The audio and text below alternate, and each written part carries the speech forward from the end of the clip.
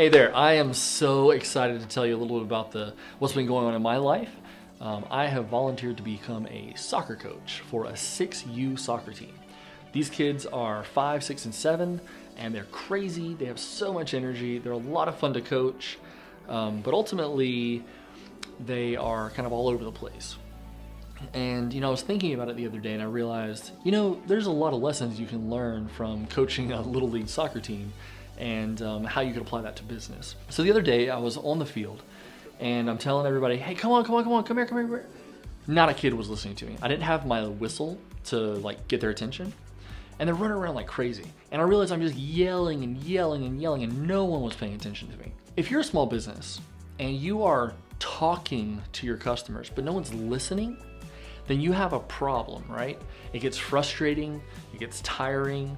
You're trying to communicate your message like, hey, I have a product that can help your life, but nobody's paying attention.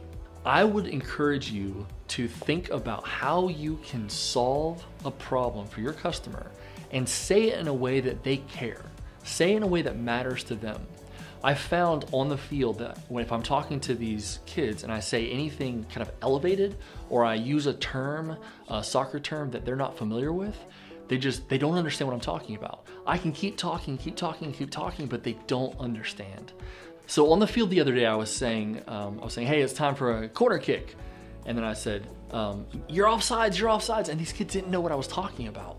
And I realized there's a grammar to soccer, right? And I was using terms that I expected them to know, but they're 5, 6, and 7 years old and they haven't been taught those terms yet. And now I realize as a coach, it's my job to teach those terms. But until I teach them, they don't know. So I have something called the curse of knowledge. You know the problems your customers are having, but guess what? They don't. You have the curse of knowledge. You know the grammar of the problems they're dealing with. And if you start using the jargon when you're talking to your customers, they're gonna get a glazed over look in their face. They're not gonna hear you, they're not gonna understand you, and you will be wasting your time. Talk to them in plain English, explain the problems in a way that they'll understand.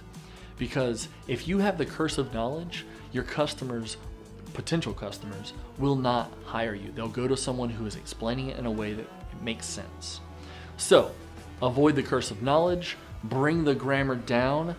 You don't have to be condescending, but just bring the grammar down and talk about your industry, your services, the problems you solve in a way that makes sense to your customer.